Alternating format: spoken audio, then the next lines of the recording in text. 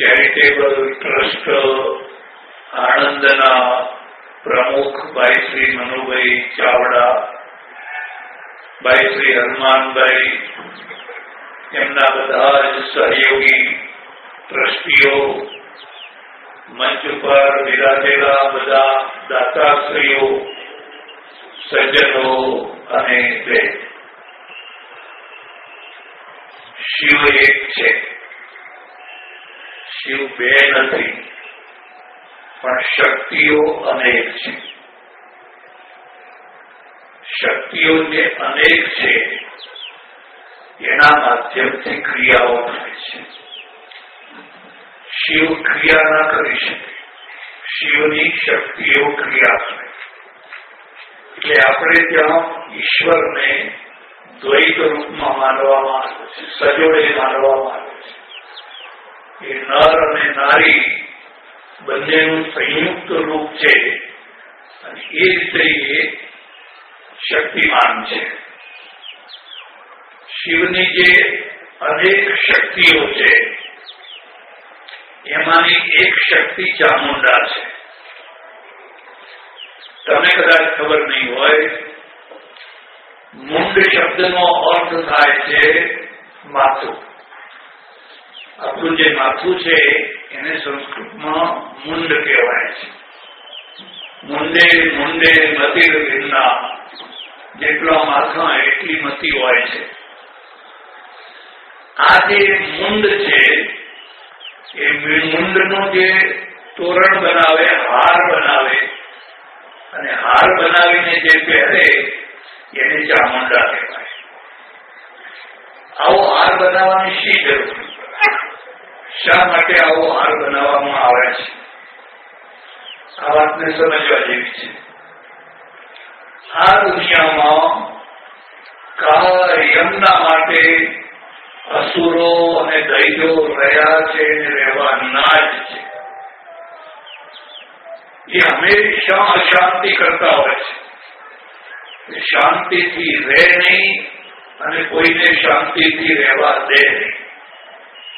આ જે દૈત્યો છે, અસુરો છે, એમનું સૌથી મોટું બળ દેવો છે. કારણ કે દેવો ઢીલા છે. દેવો ઢીલા છે. જે માણસ પ્રતિકાર ન કરે, સજ્જડ જવાબ ના આપે અને સહન કર્યા કરે, એ ઢીલો. સહન શક્તિ હોવી જોઈએ, પણ જ્યાં કરવા જેવી હોય ત્યાં કરવાની.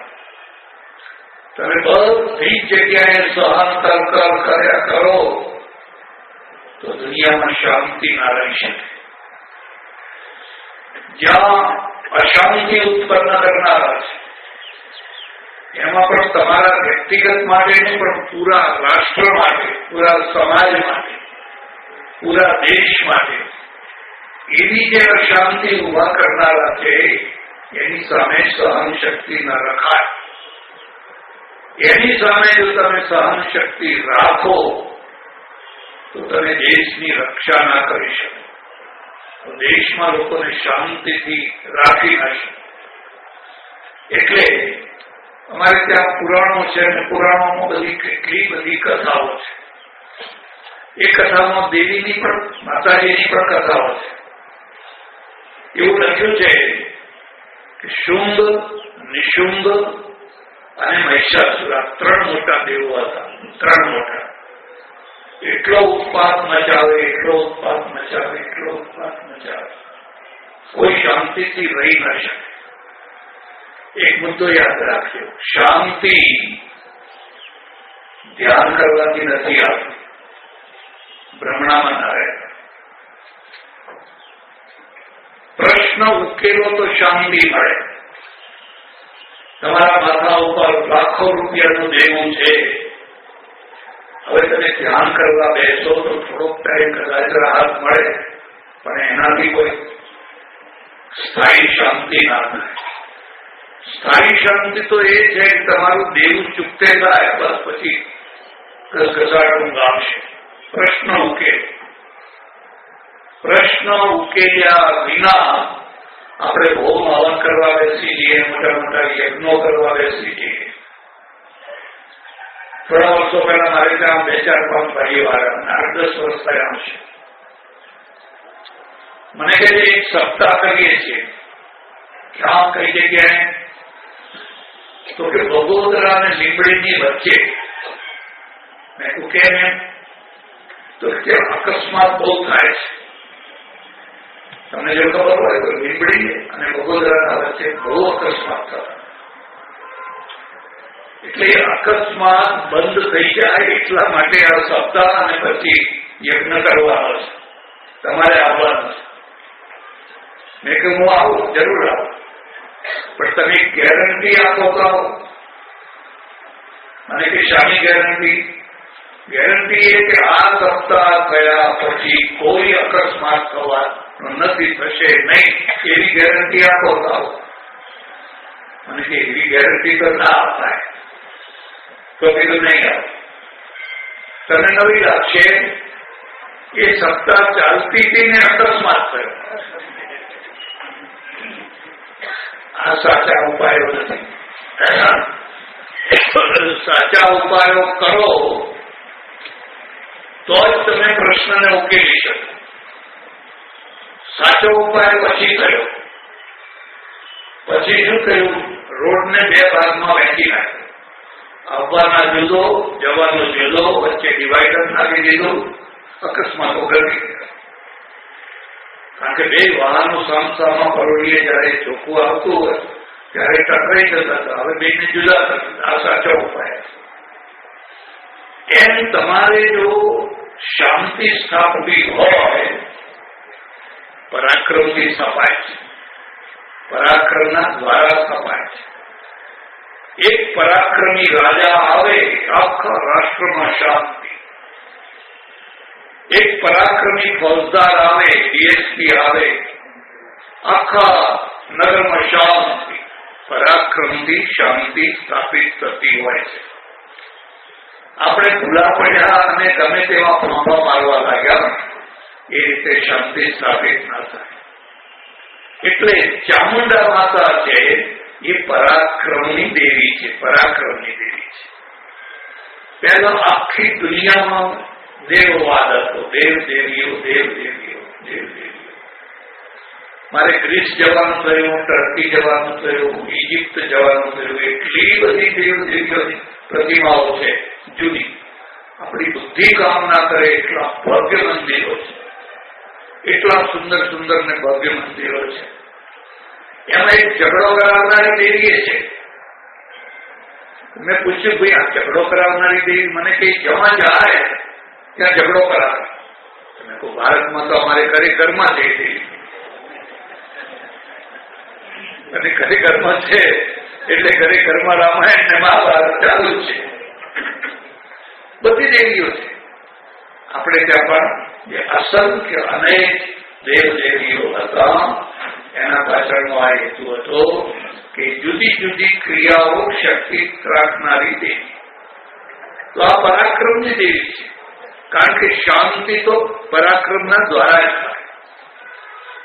જેને પરાક્રમ નથી હોતું એને શાંતિ નથી હોતી.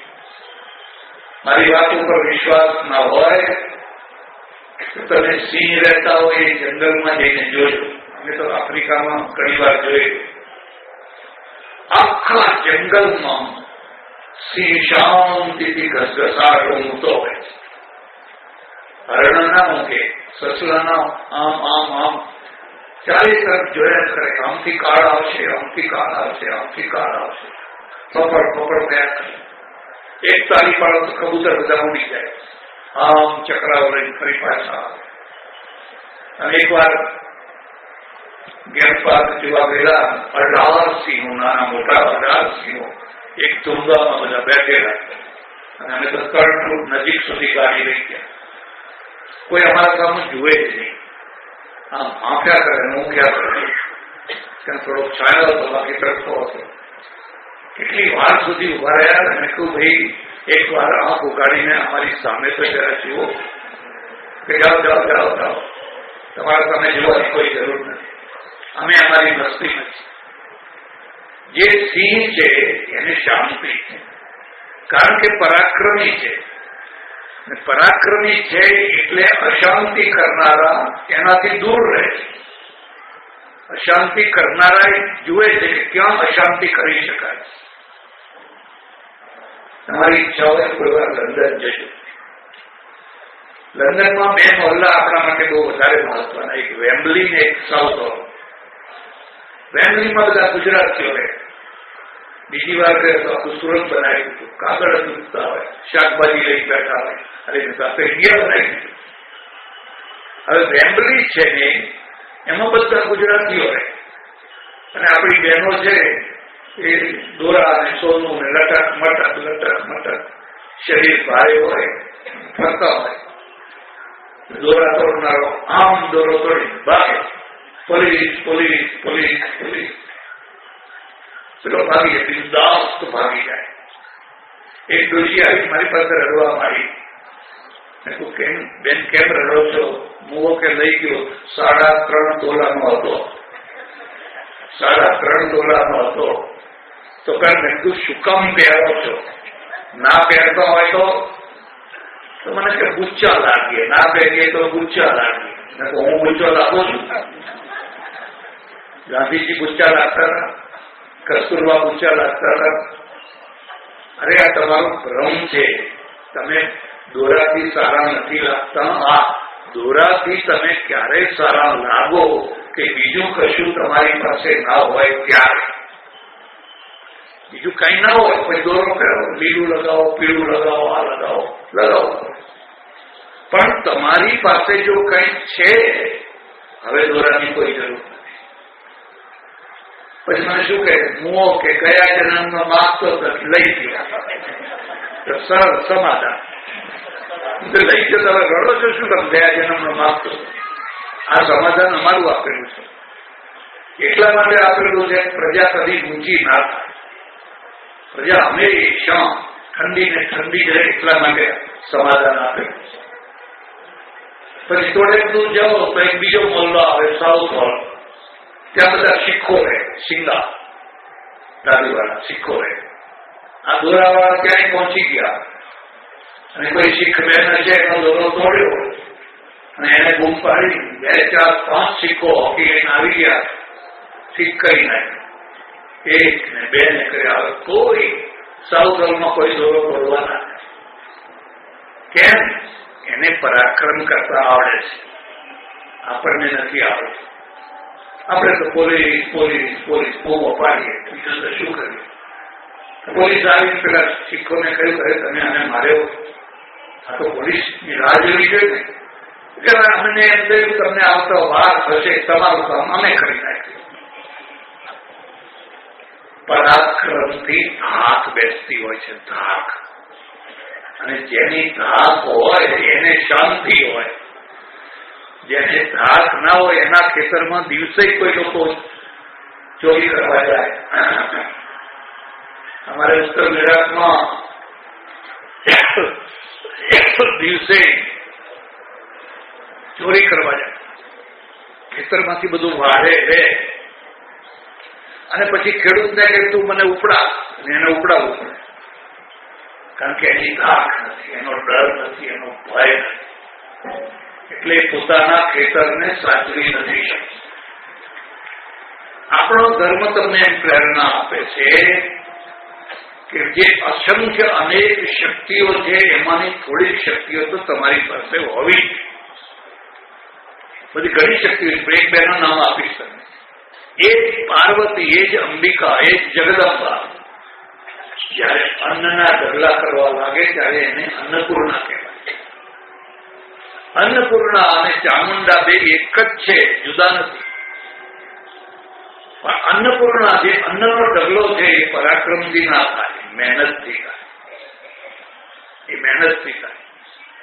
પેલો ખેડૂત છે ને એ સવારથી સાંજ સુધી ખેતરમાં હર હર હર હર કાળો પરસેવો પાડીને અનાજના ઢગલા કરે. કારણ કે અન્નપૂર્ણા કહે છે કે તારે અનાજના ઢગલા જોઈતા હોય તો મહેનત કરવી પડે. અન્નમ બહુ કુર્વીત તદ્વ્રતમ. ઉપનિષદ કહે છે એ ભાઈઓ અનાજના ઢગલા કરો, આવું તમને વ્રત આપું છું. જરા વ્રતને પણ સમજવા જેવા છે. તમે આખી ગીતા વાંચી જાઓ. વેદો ઉપનિષદો તો બહુ દૂરની વાત છે, પણ આખી ગીતા વાંચી જાઓ. એમાં કોઈ જગ્યાએ કૃષ્ણે અર્જુનને એમ કહ્યું છે કે અર્જુન તું શનિવાર કરજે, તો મને બતાવો. હમણાં તારી દશા બેઠી છે, જો તારે દશામાંથી પાર થવું હોય તો તારે શનિવાર કરવાનું, એવું કોઈ જગ્યાએ લખ્યું છે? આ બહેનોને કહું છું, કોઈ જગ્યાએ એવું લખ્યું છે કે તું ઊભી ચોથ કરજે, આડી ચોથ કરજે, ફલાણું કરજે, ફલાણું કરજે, એવું તો ક્યાંય લખ્યું નથી. જે વ્રતો નથી લખ્યા એને આપણે લઈ બેઠા છીએ, અને જે કરવાના છે એને કરતા. તો વ્રત કયા કરવાના? અન્નમ ન નિંદ્યાત તદ્વ્રતમ, અન્નમ ન પરિચક્ષિત તદ્વ્રતમ. આ ઋષિ પેલા વિદ્યાર્થીઓને ઘરે જતા વ્રત આપે, વ્રત શીખવાડે છે. અનાજની કદી નિંદા ન કરો, હું તમને આ વ્રત આપું છું. અનાજનો એઠવાડ ના પાડો, આવું તમને વ્રત આપું છું. આટલું બધું પીરસાવે અને આટલું ખાય, બાકીનું બધું છોડી દે. તમે વ્રત ભંગ થયા, તમે વ્રત વ્રત પાડ્યું નહીં. તમે એક સંપ્રદાયના ઓળખીતા, મારા સાધુ ઓળખીતા હતા, જો તમે હરફર કરશો તો મને નહીં ગમે. કોઈ ફોટોગ્રાફર, બીજા કોઈ હરફર ના કરો, બીજા જગ્યા મળે ત્યાં બેસી જાઓ. અમે કાશીમાં સાથે રહેલા, પછી એમના ફંક્શનમાં જવાનું થયું. આટલું બધું પીરસાયું. મેં કહ્યું, અરે આપકા ખોરાક તો બહુ બઢ ગયા, આટલો ખોરાક તમારો? મને કે નહીં નહીં, એ તો ભક્તો કે લીએ હૈ. ભક્તો કે લીએ. પછી જમ્યા, બધું એટલું મૂક્યું તો ભક્તો ને ભક્તોને તૂટી પડ્યા બધા. ઝૂંટ કરવા લાગ્યા. આ શું? મને કે આ પ્રસાદ કહેવાય, આ પ્રસાદ કહેવાય. ફરી તમારે ત્યાં નહીં આવો. અમારે ત્યાં શાસ્ત્રમાં લખ્યું છે, ઉચ્છિષ્ટમ ન કસ્યચિત દદ્યાત. કોઈને પણ એટલું ના ખવડાવો, કોઈને પણ એઠવાડ ના ખવડાવો. તે એટલે સુધી ઘણી બહેનો તો એવું પણ માને કે એઠી રોટલી હોય એ ગાયને ના ખવડાવો, એવું પણ માનનારી બહેનો છે. અને તમે આ એઠવાડ ખવડાવો છો. મને કે આ ભક્તાણીઓ અને આ ભક્તો એટલું ખાધા વિના રહેતા નથી, એટલે અમારે ખવડાવવું પડે. અને નિષેધ કર્યો છે. ના પરિચક્ષિત, પૂરેપૂરું ખાઈ જાઓ, જેટલું જોઈએ એટલું જ પીરસાવો, ઢગલાબંધ પીરસાવો. અત્યારે જમણવારો ચાલે અને 10 આઈટમ, 15 આઈટમ, 20 આઈટમ, 25 આઈટમ. મારે એક ઓળખીતા સજ્જન છે, મને કે સ્વામીજી કેટરર છે. મને કે હું ઓછામાં ઓછી 250 રૂપિયાની ડીશ કરું છું, અને વધુમાં વધુ 1200 રૂપિયાની ડીશ કરું છું. 1200 રૂપિયાની ડીશ? મને કે હા. એમાં શું ખાવાનું હોય? મને કે બધું જાત જાતનું, આ ચાઇનીઝ ના ફલાણું, ફલાણું ના ફલાણું ના ફલાણું. તમને ખબર નહીં હોય. આ કેટરરો છે ને બહુ હોશિયાર હોય. એ શરૂઆતમાં પેલી પાણીપુરી હોય ને એ મૂકી દે, એટલે આ બધા પાણીપુરી ખાઈ ખાઈ થઈ જાય. હવે શું ખાવાના થાય? મને કે પહેલા જ પાણીપુરી ખવડાવી દેવાની, પછી ગમે એટલી આઈટમો હોય ને કશું ખાઈ ના શકે. આ 1200 રૂપિયાની ડીશ જો તમારે ખવડાવવી હોય અને મથુરાના જોવાને બોલાવો તો તમારી ખબર પડે. હવે આ બિચારા ગુજરાતીઓ, ઘણાને ડાયાબિટીસ, ઘણાને કિડની, ઘણાને હાર્ટ. હવે એને તમે 1200 રૂપિયાની ડીશ ખવડાવીને શું ખાવાના? આ તો મગનું પાણી પીનારા છે. મને કે એમાં જ ફાયદો છે, એમાં જ નફો છે. એટલે અન્નમ ન પરિચક્ષિત તદ્વ્રતમ, એ અન્નપૂર્ણા છે, એને છોડી ના દેવા. એક ઘટેલી ઘટના હું તમને કહું. આપણા દેશમાં એક યુવાન જાપાન ગયેલો અને જાપાનમાં રેસ્ટોરન્ટમાં જમવા ગયો ને ડીશ પોતે ઉતરે તો ત્યાં મંગાવી. થોડું ખાધું ના ખાધું બધું મૂકી દીધું. એમ પેલી જે બેન હતી રૂમ સાફ કરનારી, એને જોયું કે આ તો ડીશ તો બધી ભરેલી પડી છે. એને પૂછ્યું કે તમે આ કેમ? ના કે બસ નથી ખાવ, ફેંકી દો, કચરા પેટી ડસ્ટબિનમાં નાખી દો. એને કહેવું કાલથી નહીં આવું, પૈસા તમે આપ્યા છે ડીશના, પણ અનાજ મારા દેશનું છે. મારા દેશનું અનાજ બગાડવા માટે જે આવે એને અમે અતિથિ નથી માનતા. બીજા દિવસે ના રહીએ, આ સ્વાભિમાન છે. એટલે પેલો ઋષિ કહે છે અન્નમ બહુકુર્વીત, અન્નપૂર્ણાની તો ઉપાસના કરીએ છીએ પણ અનાજના ઢગલા નથી કરતા. અન્નપૂર્ણાની તો ઉપાસના કરીએ છીએ પણ અનાજનો એકવાર મૂકીએ અને બીજાનો એકવાર ખાઈએ છીએ પાછું. એટલે આ એક અન્નપૂર્ણા છે. એક બીજો મુદ્દો હું તમને કહું છું. તમારે કોઈ પણ માણસના ઘરનો યશ હોય નહીં, ઘરનો, દુકાનનો નહીં, ઘરનો, નક્કી એના ઘરમાં કોઈ અન્નપૂર્ણા હોય. એટલે લોકો કે ફલાણાના ઘરે જાઓ, ફલાણાના ઘરે જાઓ, ફલાણાના ઘરે જાઓ. એ અન્નપૂર્ણા છે. તમને ચા પીધા વિના નહીં જવા દે, તમને જમાડ્યા વિના નહીં જવા દે. જમવાના ટાઈમે આવ્યા હશો તો તમને જમાડ્યા વિના નહીં જવા દે. ગમે તે કરશે, આગુ પાછું આમ તેમ કરીને પણ તમને નાસ્તો કરાવીને પછી એ અન્નપૂર્ણા છે ને એનો યશ છે. પુરુષ છે દુકાન ચલાવી શકે, ફેક્ટરી ચલાવી શકે, પેઢી ચલાવી શકે, ઘર ના ચલાવી શકે. ઘર તો કોઈ બેન જ ચલાવે. અને બેન કઈ બેન? જે અન્નપૂર્ણા હોય. કોઈને આવતા જોતાની સાથે જ ચહેરો ઉતરી જાય અને રસોડું થર ધોજવા માંડે અને ક્યારે આ જતો રહે, ક્યારે જતો રહે એવું થાય. એનો યશ ના હોય. ભલે આલિશાન બંગલો હોય, એનો યશ ના હોય. યશ પેલા ચોપડામાં રહેતો હોય પણ જેના ત્યાં અન્નપૂર્ણામાં પગલા થયા હોય એનો યશ. આપણે અન્નપૂર્ણામાં એ જ મહાકાળી, એ જ જગદંબિકા ચામુંડા થાય છે. અને જયારે ચામુંડા થાય છે તો તમને કઈ મુદ્દો પણ કહ્યું, જયારે અન્નપૂર્ણા થાય છે ત્યારે બળદ ઉપર બેસે. આ ઉમિયાજી કોણ છે? ઉમિયાજી ચામુંડા માતા જ છે, પાર્વતી છે, એકને એક જ છે. જુદા જુદા પટેલોની કુળદેવી કેમ છે કે પટેલો ખેડૂત છે અને ખેડૂતોની કુળદેવી છે, એનું વાહન બળદ છે. મહાદેવજીનું બળદ છે, એનું બળદ છે, કારણ કે બળદના દ્વારા ખેતી થાય છે. ચામુંડાનું વાહન બળદ નથી, સિંહ છે. કાકા તો પરાક્રમની દેવી છે. તમે અનાજના ઢગલા કર્યા પણ રક્ષક નથી કરી શકતા. તમે આલિશાન મંદિરો બાંધ્યા પણ રક્ષણ નથી કરી શકતા. કારણ ચામુંડા નથી. તમારી પાસે ચામુંડા નથી. એટલે આપણે ત્યાં આ જુદી જુદી દેવીઓ છે.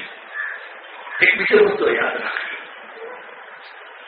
ક્ષત્રિયો છે એ તમે પરસ્પરમાં મળે તો જોજો બે શબ્દો બોલશે, જય માતાજી અથવા જય સોમનાથ.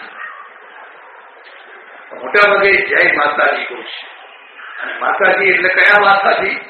આ શૌર્યની માતાજી, પરાક્રમની માતાજી. પરાક્રમની સાથે એક અભિશાપ પણ છે અને એના દર્શન તમને અહીં કદાચ થયા હશે. જે પરાક્રમી પુરુષો હોય તેને એમના ઘરમાં બહુ પૈસો નથી હોતો. એટલે આ મનુભાઈ ને આપણા હનુમાનભાઈ ને બધા જે પીડા વ્યક્ત કરી એ સાચી છે. અહીંયા કોઈ 11,000 આપે એટલે તો બહુ આપ્યો કહેવાય, 21,000 એટલે તો અદદ નહીં કે. આ જ મંદિર જો બીજી ધનાઢ્ય કોમોમાં થવાનું હોય તો 11,000 ની કોઈ વેલ્યુ જ નહીં, એનું કોઈ નામ જ ના હોય. એનું કોઈ અહીં તો લાખોની વાત તો થતી હોય, લાખોની વાત. એટલે પરાક્રમ જ્યાં હોય ત્યાં પૈસાના ઢગલા ના હોય. પૈસાના ઢગલા તો જ્યાં મહેનત હોય, જ્યાં લક્ષ્મી હોય, જ્યાં વ્યાપાર એ વસતી લક્ષ્મી. આ બેનો ભેદ તમે સમજો. અને હું એમ માનું છું, કહું છું કે જેને કોઈ અહીંયા 11,000, 21,000, અરે 5,000 કે 1,000 આપ્યા છે, એ પણ લાખ બરાબર છે. એ પણ લાખ બરાબર છે. રકમ નહીં જોવાની, રકમ આપનારની ઓકાત જોવાની. એની ઓકાત કેટલી છે? હમણાં મારે આશ્રમમાં એક સજ્જન આવ્યા. શું વાત કરું, તમારે નજીકના ગામનું નામ નહીં બોલું. પછી મારી પાસે 10 રૂપિયા મૂક્યા. તો એમના દેદાર જોયા, હું સમજી ગયો કે ગરીબ માણસ. એટલે મેં કહ્યું ના લઈ જાઓ. ના કે ખાલી હાથે પગે ના લગાય. આ મૂલ્ય છે, આ સંસ્કૃતિ છે. અરે અમારે ત્યાં તો ઘણા લુખા હાથ હલાવતા આવે ને. આ કહે છે ના, ખાલી હાથે પગે ના લગાય. 10 રૂપિયા. પછી મેં એમને કહ્યું ચાલો બધા જમવા ગયા, તમે જમવા ચાલો. આગ્રહ કરીને જમવા લઈ ગયો.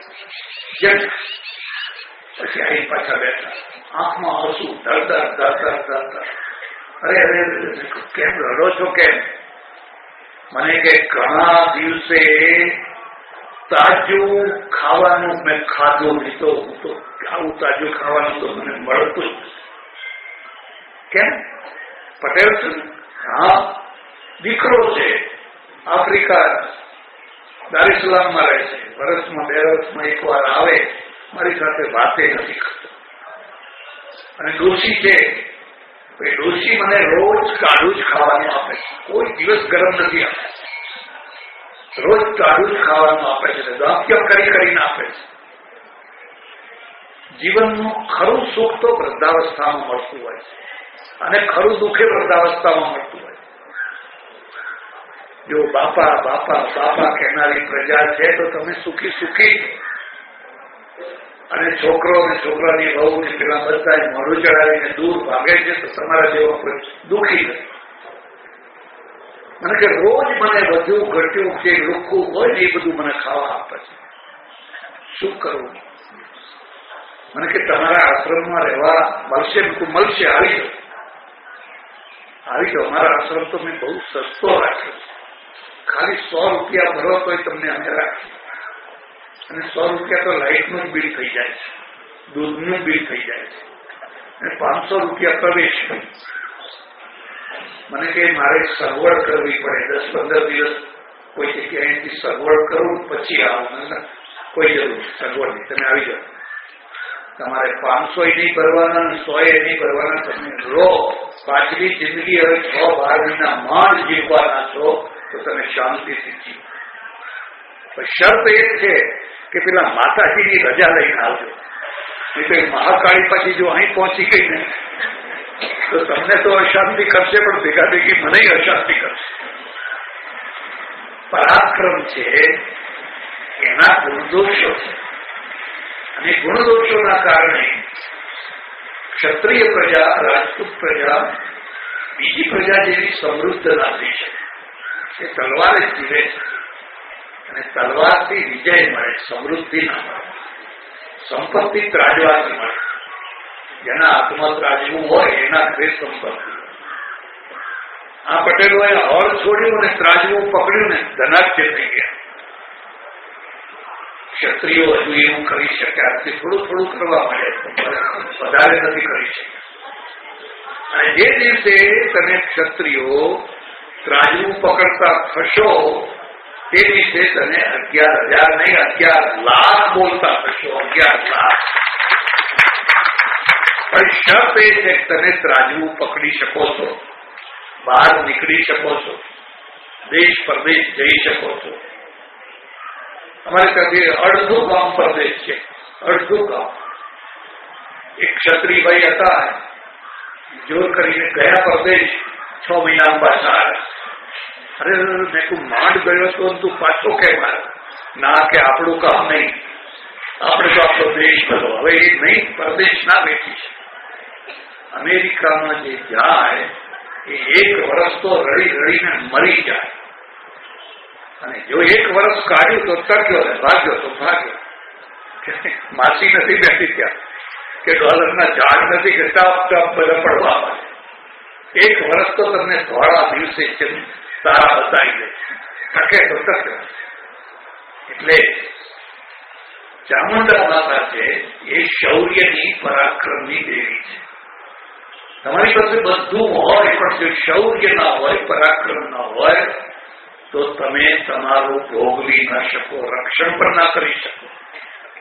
તમે જેમ કહ્યું એમ પ્રાચીન કાળમાં અને આજે પણ થોડાક તો અસુરો રહેવાના જ, થોડા દૈત્યો રહેવાના જ.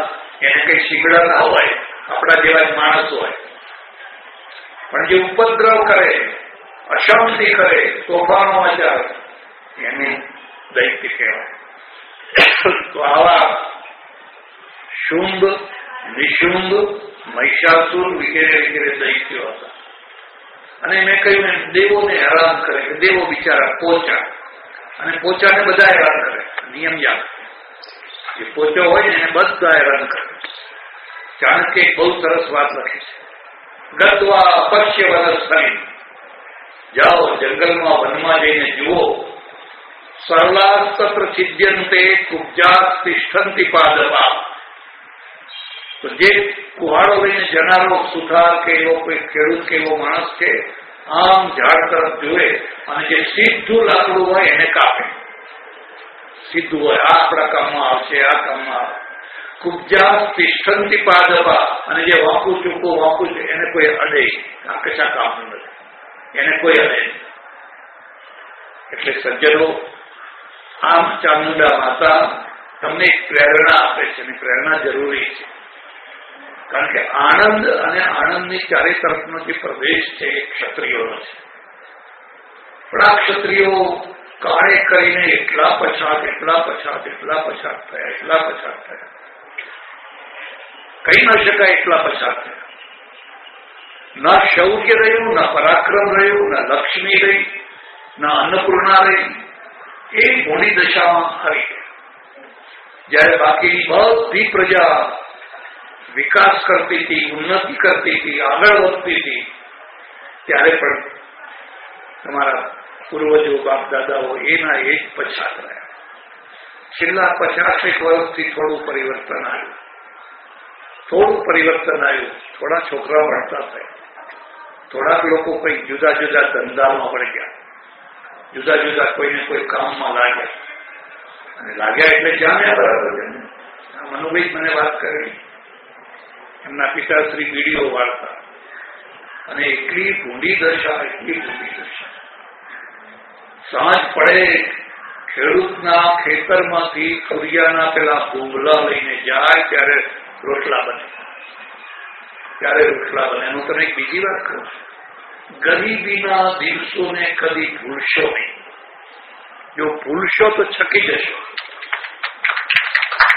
આજે તમે પૈસાદાર થયા હો, પણ 5, 25, 50 વર્ષે પણ જે તમે ગરીબી જોઈ હોય એની વાતો છોકરાઓને સંભળાવવી, તો છોકરાઓને ભાન થાય કે અમારા દાદાએ કેટલું દુઃખ વેઠ્યું છે. અને જીવન તો ગરીબીમાંથી નીકળતું હોય, અમીરીમાંથી નહીં. અમીરીમાંથી તો પતન શરૂ થતું હોય છે, ગરીબીમાંથી જીવન નીકળતું હોય છે. આ ચામુંડા માતાનું મંદિર બંધાવવા માટે જેમ અરમાનભાઈએ કહ્યું એમ સીઆઈડીની માફક ગુપચુપ નીકળવું પડે. જો પેલાને ખબર પડી જાય તો ઉઘરાણું કરવા આવે છે, બિચારો જતો ને, એની તાકાત, એના ઘરમાં શક્તિ, શરમાવવું પડે. એટલે જેમ તેમ કરીને થોડા પૈસા કરી અને આખું સંકુલ ઉભું થયું છે. બહુ મોટી તપસ્યા છે. આ કાર્યકર્તાઓને જેટલા ધન્યવાદ આપો એટલા થોડા. બહુ મોટી તપસ્યા. અને બધા આવકારે ના આપે કે આવો એમ ના કહે કે હું આ ક્યાંથી આવ્યા. આડકતરી રીતે તમે સાંભળો ને એવી રીતે બોલે એટલે તમને ફરી બીજી વાર જવાનું મન ના થાય. પણ જે અહમને મારે, મનને મારે, એ જ કાર્યકર્તા થઈ શકે. જે તીખો હોય ને કાર્યકર્તા ના થઈ શકે. જાણ કે મારે નથી આવું તારે. એ કાર્યકર્તા ના થઈ શકે. આવી સ્થિતિમાં અહીંયા મંદિર બંધાયું છે. આ મંદિર માત્ર દર્શન કરવા નથી. મંદિર તો એક માધ્યમ છે, એક કેન્દ્ર છે. તમને જો ખબર હોય તો કડવા પાટીદારોની કુળદેવી ઉમિયા માતા છે. અને આ ઉમિયા માતામાં આખી દુનિયાના બધા કડવા પાટીદારો સંકળાયેલા છે. એને વાળ ઉતરાવા હોય, એને છેડાછેડી છોડવાની હોય, ગમે તે હોય, માતા પાસે જવાની. એના કારણે આખા સમાજને ઉમિયા માતા બાંધીને રાખે છે, એકતા કરાવે છે. તમારી કુળદેવી ચામુંડા માતા છે. અને આ ચામુંડા માતાના માધ્યમથી આખો ક્ષત્રિય સમાજ અને બીજો સમાજ પણ એક કેન્દ્રમાં બંધાઈને રહે. એક બાંધનારું કેન્દ્ર જોઈએ, એક ખીલો જોઈએ. જેમ ઢોરને ખીલો હોય એમ ખીલો જોઈએ, સાંજ પડે બંધાય. અને આ માતાજીના માધ્યમથી બધી પ્રવૃત્તિઓ થાય. કારણ કે હવે તો માત્ર ધાર્મિક પ્રવૃત્તિઓ પૂરતું જ મંદિર નથી રહેતું હતું. એમાં સોશિયલ પ્રવૃત્તિઓ થાય, માનવતાની પ્રવૃત્તિઓ થાય. અહીંયા જયારે નવરાત્રીના દિવસો હોય છે ત્યારે ગરબા રમવા માટે લોકો એકડે છઠ ભરાતા હોય છે. માપાવા તે ગળથી ઉતર્યા ખાલી દે. કારણ કે ગરબા રમવાની જગ્યા ક્યાં છે? આ બધું બંધાઈ ગયું, જમીન બધી બંધાઈ ગઈ. ત્યારે એનું આખું મોટું કુંડાળું પડતું હોય છે. જગજગ જગજગ જગજગ થયા કરતું હોય છે. અને તમને ગૌરવ રહે કે અમારી જગ્યા છે, અમારી માતાજીની આ જગ્યા છે. એટલે સોશિયલ પ્રવૃત્તિઓ કરવી હોય, માનો કે કોઈના લગ્ન કરવા હોય, સમૂહ લગ્ન કરવા હોય, બીજું કરવું હોય, ત્રીજું કરવું હોય, તો પણ તમારા માટે એક જગ્યા બની. અને એ રીતે તમારું હોશિયારાપણું દૂર થયું. આ બધા કાર્યકર્તાઓને ધન્યવાદ આપજો કે તમારું હોશિયારાપણું એમણે દૂર કર્યું. થોડું થોડું ઉઘરાણું કરીને પણ કહ્યું કે તમે આવો, આ તમારી જગ્યા છે, આવો, જમણવાર કરો, જમો, રમો, આનંદ કરો અને માતાજીની ભક્તિ કરો. અને માતાજીની ભક્તિ કરો તો બેડો પાર. મનોભાઈને અનુભવ થયો. એમને હતાશા હતી, આ કામ અમારાથી ના થઈ શકે. પૈસો ક્યાં છે? અરે પૈસો તમારે નથી લાવવાનો, એ લાવનારી 1000 હાથ વાળી બેઠી. શ્રદ્ધા ઓછી ના કરો, શ્રદ્ધાને ટૂંકી ના કરો. આ એક શરત છે, દાનત ના બગડવી. અમારે ત્યાં 2 નિયમ છે. કોઈનું 7 પેઢીનું નખો કાઢવું હોય તો ધર્માદા વહીવટ આપી દેવાનો. અને કોઈનું 7 પેઢીનો ઉદ્ધાર કરવો હોય તો એ ધર્માદા વહીવટ આપી દે. આવું કેમ કે ધર્માદા વહીવટ લીધો ને દાનત બગડી અને પછી આમ ખોતર્યું, આમ ખોતર્યું, આમ ખોતર્યું, 7 પેઢીનું બરાબર. પણ તમે ધર્માદા વહીવટ લીધો અને તમારી દાનત આટલી નથી બગડતી, 7 પેઢીનો ઉદ્ધાર થઈ જાય. અમારે ત્યાં કેટલાક મહારાજ હતા, દેવ થઈ ગયા, બહુ સારા મહારાજ હતા. એમના ત્યાં એક વાણિયા ભાઈ રોજ જાય, સેવા બહુ સારો સેવા કરે.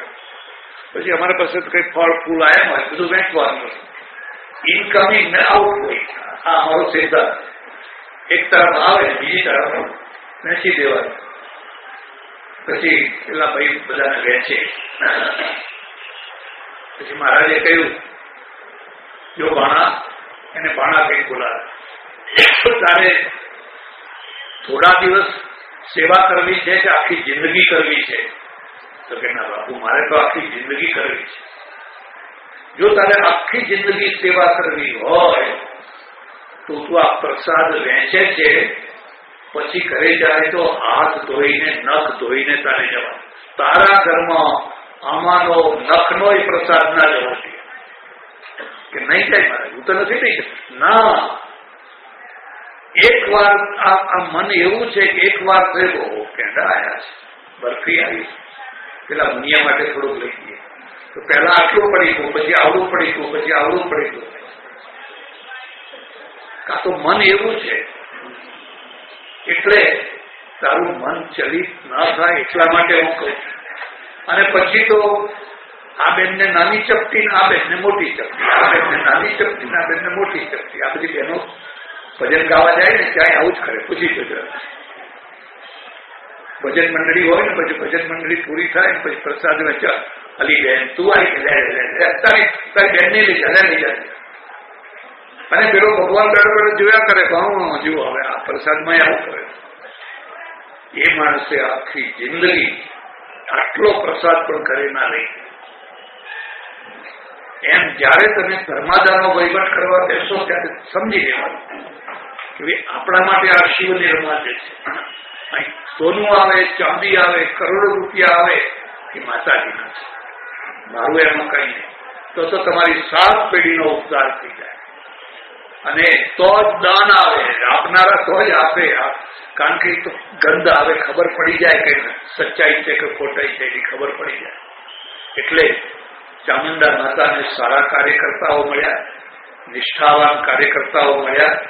એ બધાએ મળીને ગમે તેવી અગવડમાં તકલીફમાં પણ આ કાર્યક્રમને આગળ ચાલુ રાખ્યો. આ સરસ મજાનો હોલ હજુ અડધો જ થયો છે, અડધો થવાનો બાકી છે. એ થઈ રહ્યો છે. બીજી પ્રવૃત્તિઓ પણ બધી થશે. આ બધી પ્રવૃત્તિઓના માધ્યમથી આણંદમાં એક દેવસ્થાન ઉભું થયું સરસ મજાનું. સાથે સાથે એક સાંસ્કૃતિક હોલ થયો. કોઈને કોઈ તમારી એક્ટિવિટીઓ કરવા માટેની જગ્યા થઈ. અને ક્ષત્રિયો અને બીજા બધા ભાઈઓ છે એમને અહીંયા કેન્દ્ર મળ્યું કે આ અમારી દેવી છે, આ અમારી કુળદેવી છે, આ અમારી માતાજી છે. અને સવારે સાંજે જયારે ટાઈમ મળે ત્યારે દર્શન કરવા આવો, પગે લાગો, 2 મિનિટ બેસો, સારા વિચારો કરો, વ્યસનો છોડો. જે વ્યસનો છે એ વ્યસનોને છોડો. પેલા શુંભ અને નિશુંભ વ્યસન વાળા હતા એટલે માતાને માર્યા. એ દારૂ પીને આવતા હતા એટલે માતાએ તો ઉભા રહો, તમારી ખબર પાડી દો. એટલે આ રીતે આવું એક સરસ મજાનું કેન્દ્ર થયું છે. તમે બધા મળીને, સંપીને, પરસ્પરમાં ઝઘડો નહીં કરીને, હળી મળીને શાંતિથી એનું સંચાલન કરજો, એની વ્યવસ્થા કરજો. માતાજી તમારી સાથે ને સાથે જ છે. જરાય શંકા ના કરશો, નિષ્ઠા ઓછી ના કરશો, શ્રદ્ધા ઓછી ના કરશો. હું માતાજીને પ્રાર્થના કરું કે એના 4 હાથ તમારા માથા ઉપર રહે અને સમાજનું કલ્યાણ થાય. ધન્યવાદ. હરિ ઓમ.